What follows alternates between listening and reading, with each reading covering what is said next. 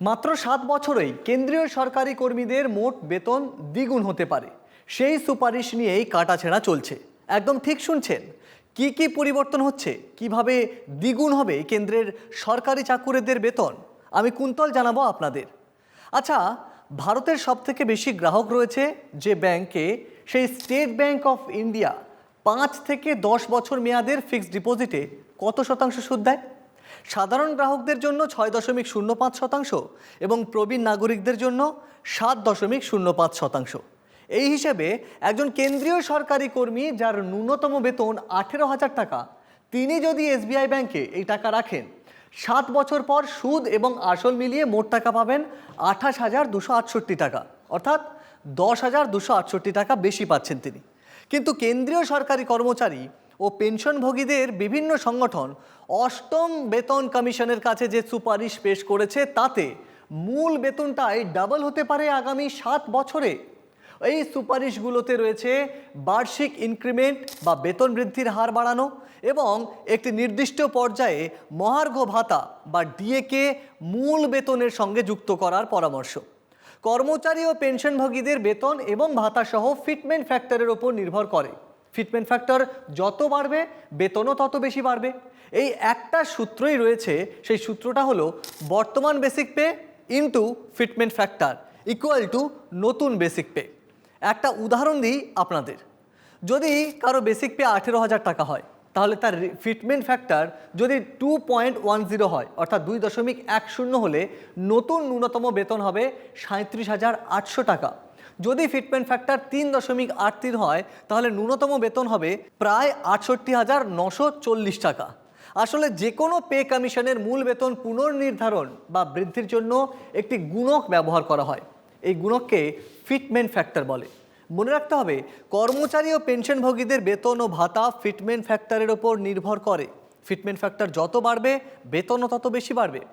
All India NPS employees ফেডারেশনের সুপারিশ 7% বার্ষিক ইনক্রিমেন্ট এবং মূল বেতনের সঙ্গে 25% ডিএ এক করলেই একজন কেন্দ্রীয় সরকারি কর্মীর মূল বেতন 7 বছরের মধ্যে দ্বিগুণ হয়ে যেতে পারে।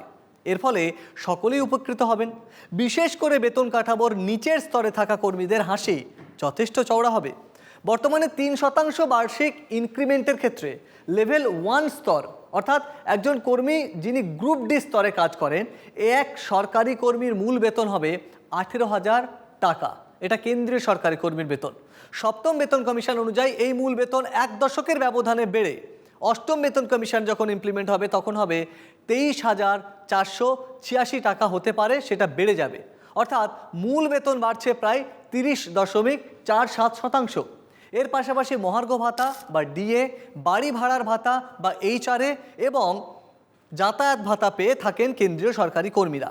তবে ডিএ এবং এইচআরএ বা বাড়ি ভাড়ার ভাতা উভয়ই মূল বেতন বা বেসিক পের সঙ্গে যুক্ত থাকে। বিশেষজ্ঞরা একটা বিশ্লেষণ করে দেখেছেন, বার্ষিক ইনক্রিমেন্টের হার 7% হলে এবং মহার্ঘ ভাতার হার 25% পৌঁছানোর পর মূল বেতনের সঙ্গে যুক্ত করা হলে মাত্র 7 বছরেই মূল বেতন দ্বিগুণ হয়ে যেতে পারে। অষ্টম বেতন কমিশনের কাছে পেশ করা স্মারকলিপিতে বার্ষিক ইনক্রিমেন্ট 6% প্রস্তাব দেওয়া হয়েছে। কেন্দ্রীয় সরকারি কর্মীদের প্রধান সংগঠন জয়েন্ট কনসালটেটিভ মেশিনারির জাতীয় পরিষদ, তারা চান সমস্ত ভাতা 3 গুণ বৃদ্ধি করা হোক এবং পরিবর্তে সেগুলোকে ডিএ বৃদ্ধির হারের সঙ্গে যুক্ত করা হোক। National Federation of Postal Employees এবং All India New Pension Scheme Employees ফেডারেশনের মতো কিছু সংগঠন চায় যে মহার্ঘ ভাতা 25% পৌঁছলে তা মূল বেতনের সঙ্গে মিশিয়ে দেওয়া হোক।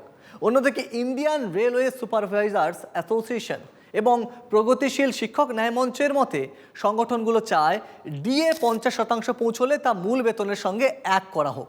অর্থাৎ লেভেল 1 স্তরের কর্মীর সপ্তম বেতন কমিশন অনুযায়ী মূল বেতন যদি হয় 18,000 টাকা, 2.1 ফিটমেন্ট ফ্যাক্টর অনুযায়ী সংশোধিত মূল বেতন হবে, অষ্টম বেতন কমিশন অনুযায়ী মূল বেতন হবে 37,800 টাকা। এই টাকাটা তিনি পাচ্ছেন এবছরের জানুয়ারি থেকে।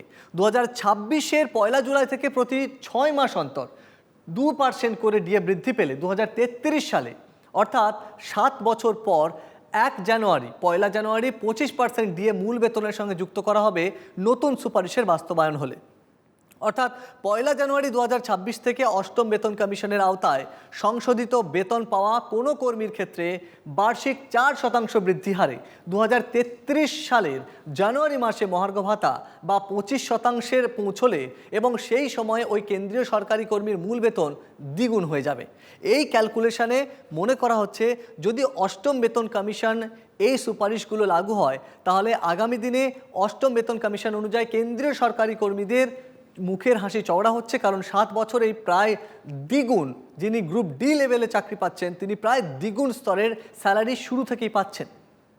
আমাদের এই ভিডিও কেমন লাগছে তা অবশ্যই কমেন্টে জানান। পাশাপাশি চোখ রাখুন এনকে টিভি বাংলা ডিজিটালের ওয়েব পোর্টালে, পাশাপাশি ইউটিউব এবং ফেসবুকেও চোখ রাখুন।